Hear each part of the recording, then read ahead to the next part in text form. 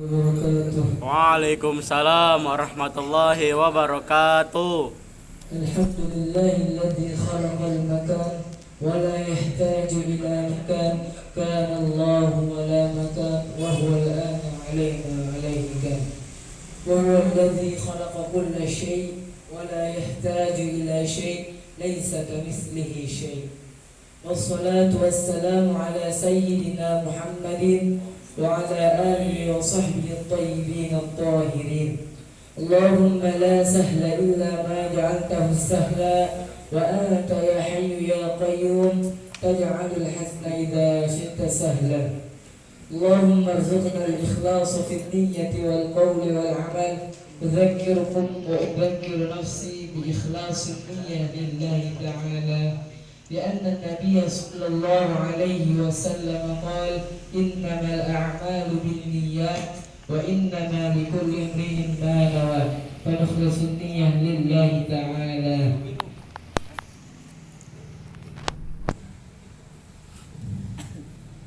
Teringat sebuah cerita, dahulu Rasulullah SAW pernah ditanya oleh salah satu sahabat, wahai Rasulullah, amal apa yang paling berharga, amal apa yang paling afdal? Kemudian Rasulullah menjawab, iman billahi wa rasulih, beriman kepada Allah dan Rasul-Rasulnya. Kita sebagai umat muslim wajib mengimani Allah Subhanahu wa ta'ala dan wajib mengimani Rasulnya. Kita mengimani Allah Subhanahu wa ta'ala dengan cara meyakini bahwasanya tidak ada Tuhan yang berhak disembah kecuali Allah Subhanahu wa ta'ala. Dan juga kita mengimani bahwasanya Allah Subhanahu wa ta'ala memiliki sifat-sifat yang wajib. Allah memiliki 20 sifat, atau yang dikenal dalam pendapat lain yang lebih kuat ada 13 sifat. Di antara sifatnya yang wajib kita ketahui adalah Allah Subhanahu wa ta'ala bersifat mukhalafatul lil hawadits, yang artinya berbeda dengan makhluknya. Maksudnya apa? Maksudnya Allah tidaklah sama dengan makhluknya. Seperti kita misalnya mempunyai pendengar.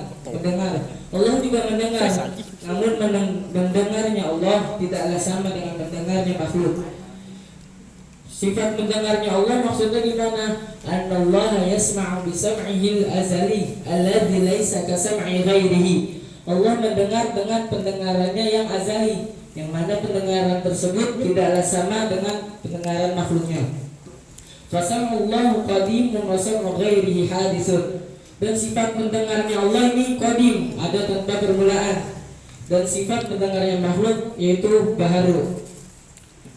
Allah yasma'u bi sam'ihi kullal masmu'at min ghairi hajatin ila udhunin wala alatin ukhra. Allah mendengar segala sesuatu yang dapat didengar. Mendengarnya Allah tanpa butuh kepada yang namanya telinga dan tidak butuh kepada alat-alat yang lainnya. Sebagaimana kita makhluk jika mendengar membutuhkan kepada telinga. Dan juga seperti makhluk melihat, Allah Subhanahu wa ta'ala juga memiliki sifat melihat. Akan tetapi melihatnya Allah tidaklah sama dengan melihatnya makhluknya. Melihatnya Allah maksudnya Allah yara bi ru'yatihil azali alladzi laysat ka ru'yati ghairihi.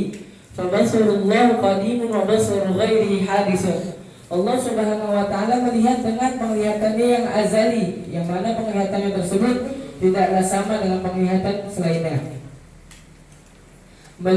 Sifat melihatnya Allah itu qadim, yaitu ada tanpa permulaan. Dan sifat melihatnya makhluk itu ada ketika tidak ada, maksudnya baru, dulunya nggak ada, kemudian Allah ciptakan menjadi ada. Itulah penglihatan makhluk. Ya Rabbuna bi ru'yatihil azali. Allah Subhanahu wa ta'ala melihat dengan penglihatannya yang azali kullal mubsarat, setiap segala sesuatu yang dapat dilihat, min ghairi hajatin ila hadabatin wala alatin ukhra, tanpa butuh pada bola mata. Ada pendapat lain mengatakan hadaqah ini kornea. Allah Subhanahu wa ta'ala maha suci melihat dari bola mata ataupun kornea. Sebagaimana yang difirmankan oleh Allah Subhanahu wa ta'ala, laisa kamitslihi syai' wa huwas sami'ul basir. Ayat ini adalah ayat yang paling tegas tentang tanzihullah, tentang pensucian Allah dari keserupaan segala makhluknya, baik dari suatu segi maupun dari semua segi. Di sini dalam kaidah bahasa dikatakan Laisa, kalimat laisa di situ kalau dalam bahasa disebut nafi. Kemudian di terakhirnya ada yang namanya syai, yaitu kalau dalam bahasa nakirah. Di dalam bahasa ada faedahnya. Jika ada nakirah terletak setelah nafi, maka maknanya adalah tufidul umum wa syumul, yang maknanya mencakup segala keseluruhan. Maksudnya gimana? Jadi Allah tidaklah sama dengan makhluknya, baik dari satu segi maupun dari semua segi. Jadi Allah tidaklah sama dari kita, baik dari segi manapun, dari segi atas, dari segi bawah, dari segi manapun Allah tidaklah sama dari makhluknya.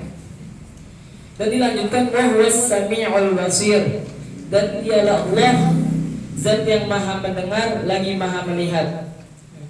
Allah Subhanahu wa ta'ala mendahulukan firman-Nya laisa kamitslihi syai' atas firman-Nya wa huwas sami'ul basir, hatta la yatawahhama mutawahhimun anna sam'allah wa basarahu kasam'i wa basari ghairihi. Bahwasanya biar orang-orang tidaklah salah paham bahwasanya pendengarannya dan penglihatannya Allah tidaklah sama dengan penglihatan makhluknya. Inilah yang disebut dengan akidah Ahlus Sunnah wal Jamaah. Akidah yang meyakini bahwasanya Allah Subhanahu wa ta'ala tidak serupa dengan makhluknya.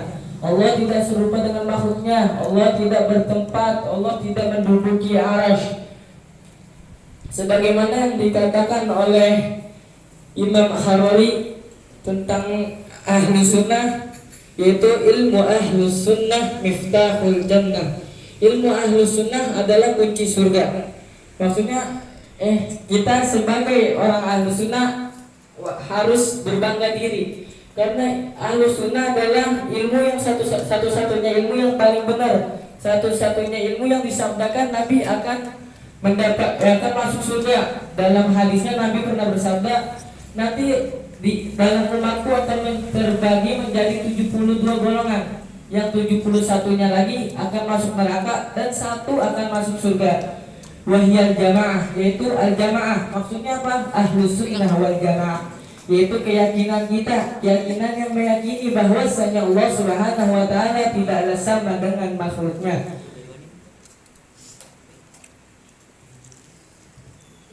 Pernah dikatakan oleh salah sesuatu imam, beliau berkata, ta'ala ya'nillah 'anil hududi wal ghayati wal arkani wal ardad la tahwihil jihatu sit kasairil mubtadaat. Bahwasanya Allah Subhanahu wa ta'ala maha suci 'anil hududi wal ghayat, dari segala penjuru, wal arkan, dari segala pembagian-pembagian, dan dari segala anggota-anggota badan, dan juga maha suci Allah dari segala penjuru arah, yaitu penjuru kanan, penjuru kiri, atas, bawah, depan, dan belakang. Sebagaimana yang dikatakan Imam Zunnun al-Misri, mahma tasawwarta bibalika fallahu bi khilafi dzalik. Apapun yang terlintas dalam benakmu tentang Allah, maka sesungguhnya Allah Subhanahu wa ta'ala tidaklah serupa dengan apa yang di benakmu. Maksudnya, jika kita memikirkan Allah begini, begitu, begini, maka itu kita tidaklah sama dengan apa yang kita pikirkan. Allah tidaklah sama. Maka sebenarnya itu kita bukanlah menyembah Allah, akan tetapi kita menyembah makhluk, karena Allah tidaklah sama dengan makhluknya. Mungkin ini saja yang dapat saya sampaikan, kurang lebihnya mohon maaf. Wabillahi taufiq wal hidayah. Wassalamualaikum warahmatullahi wabarakatuh. Waalaikumsalam warahmatullahi wabarakatuh.